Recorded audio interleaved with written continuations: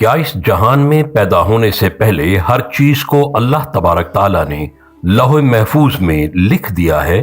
کون سے فرشتے کے ماتھے کو آ کر لوح محفوظ ٹکراتی ہے اور پھر اس کے ٹکرانے کی کیا وجہ ہے؟ آخر کون سی ایسی مخلوق ہے جو لوح محفوظ تک بھی پہنچ سکتی ہے؟ روز قیامت اللہ تبارک تعالیٰ سب سے پہلے حساب کے لیے کس کو طلب کریں گے؟ اور بھی بہت کچھ جاننے کے لیے آگے بڑھتے ہیں آج کی ویڈیو کی جانب۔ انٹرسٹڈ ورلڈ کے تمام معزز خواتین و حضرات کو خوش آمدید۔ دوستو، اللہ جل شانہ دونوں جہانوں کے خالق و مالک نے جہان فانی اور جہان ابدی کی ہر تخلیق اور ہر چیز کو بامقصد پیدا فرما کر کائنات ارضی کے انسانوں میں شعور کی صلاحیت عطا کر کے ایمان و تقوی کو لازمی قرار دیتے ہوئے اپنی وحدانیت حضرت انسان کی رشد و ہدایت کے لیے مبعوث کردہ تمام پیغمبر، حکم ربی کے تابع تمام ملائک، لوح محفوظ اور روز قیامت پر یقین کو لازمی جز قرار دے دیا۔ رب کائنات نے زمین و آسمان اور ان میں موجود تمام مخلوقات اور چیزوں کو پیدا کرنے سے 50,000 سال قبل لوح محفوظ کو تخلیق کر لیا تھا۔ لوح عربی زبان کا لفظ ہے جس کے معنی ہے تختی، اور محفوظ یعنی جس کی حفاظت کی جائے۔ دوستو، اب ہم قرآن و حدیث کی روشنی میں لوح محفوظ کی تمام تر تفصیل آپ کے گوش گزار کرتے ہیں۔ قرآن پاک کی سورہ بروج میں اللہ تبارک تعالیٰ ارشاد فرماتے ہیں، بلکہ یہ قرآن ہے جو لوح محفوظ میں لکھا ہوا ہے۔ ایک اور مقام پر اللہ تبارک تعالیٰ کا ارشاد ہے، ہم نے ہر چیز لوح محفوظ میں شمار کر رکھی ہے، یعنی اس کائنات کی تخلیق سے لے کر کائنات کے فنا ہونے تک اللہ تعالیٰ نے ہر چیز لوح محفوظ کی تختی پر لکھ دی ہے، جس میں کائنات ارضی کے تمام تر انسانوں کی تقدیریں بھی لکھی جا چکی ہیں۔ حضرت ابن عباس رضی اللہ تعالیٰ عنہ سے مروی ہے کہ نور مجسم ہادی برحق آقائے نامدار حضرت محمد مصطفیٰ احمد مجتبیٰ صلی اللہ علیہ وآلہ وسلم کا ارشاد پاک ہے کہ لوح محفوظ کو اللہ تبارک تعالیٰ نے سفید موتیوں سے تخلیق کیا ہے۔ اس کے صفحات سرخ یاقوت اور اس کا قلم نور کا ہے اور تمام تحریر بھی نور کی ہے۔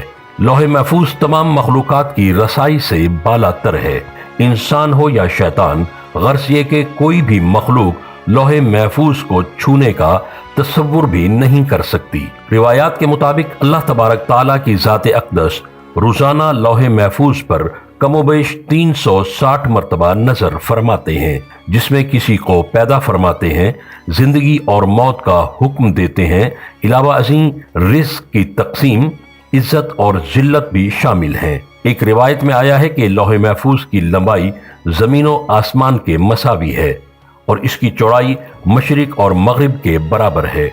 لوح محفوظ اللہ تبارک تعالیٰ کے عرش کے دائیں جانب عرش کے ساتھ لٹکی ہوئی ہے۔ ایک اور مقام پر حضرت ابن عباس رضی اللہ تعالیٰ عنہ سے روایت ہے کہ لوح محفوظ کے سینے پر ایک عنوان لکھا ہوا ہے، اللہ کے سوا کوئی عبادت کے لائق نہیں، اس کا دین اسلام ہے اور محمد صلی اللہ علیہ وآلہ وسلم اس کے بندے اور رسول ہیں۔ اللہ تعالیٰ پر ایمان اور اس کے وعدوں کو سچا ماننے اور پیغمبروں کی اتباع سے ہی جنت کا حصول ممکن ہے۔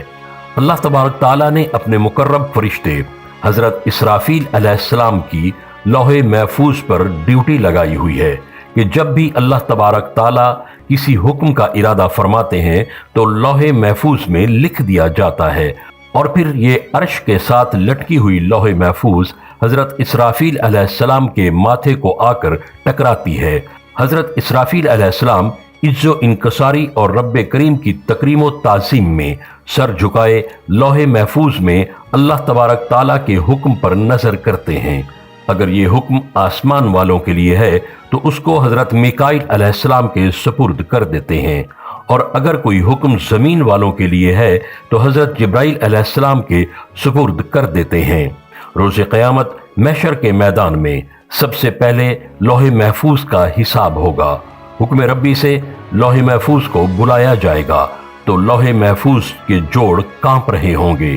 اللہ تبارک تعالیٰ دریافت فرمائیں گے، کیا تو نے میرے حکم زمین و آسمان والوں کو پہنچا دیے تھے؟ تو لوح محفوظ عرض کرے گی، یا رب العالمین، آپ کا ہر حکم پہنچا دیا ہے۔ تو پھر ارشاد ہوگا تیرے حق میں کون گواہی دے گا؟ تو لوح محفوظ عرض کرے گی حضرت اسرافیل علیہ السلام۔ پھر حضرت اسرافیل علیہ السلام کو رب کائنات کی بارگاہ میں طلب کیا جائے گا تو ان پر بھی کپ کپی طاری ہو جائے گی۔ حکم ربی ہوگا کیا تجھے لوح محفوظ نے میرے سارے احکامات پہنچا دیے تھے؟ تو حضرت اسرافیل علیہ السلام عرض کریں گے میرے پاک پروردگار آپ کا ہر حکم پہنچا دیا گیا ہے۔ تو یہ سن کر لوح محفوظ عرض کرے گی سب تعریفیں اس پاک پروردگار کے لیے جس نے مجھے بڑے عذاب سے نجات عطا کی۔ دعا ہے اللہ جل شانہ روز محشر ہم پر بھی اپنی خاص رحمت اور ہمیں آقائے دو جہاں حضرت محمد مصطفیٰ احمد مجتبیٰ صلی اللہ علیہ وآلہ وسلم کی شفاعت سے بہرہ مند فرمائیں، آمین۔ دوستو، یقیناً آپ کو ہماری یہ ویڈیو پسند آئی ہوگی۔ جو دوست چینل پر نئے ہیں چینل کو سبسکرائب کر کے بیل آئیکن پریس کریں، ویڈیو لائک کر کے دوستوں میں شیئر ضرور کریں۔ کمنٹ سیکشن میں کمنٹس لکھنا مت بھولیے گا۔ ہم اپنی اگلی نئی ویڈیو کے ساتھ ایک مرتبہ پھر انٹرسٹڈ ورلڈ میں حاضر ہوں گے۔ تب تک کے لیے اپنا اور اپنے پیاروں کا بہت خیال رکھیے گا۔ اللہ حافظ۔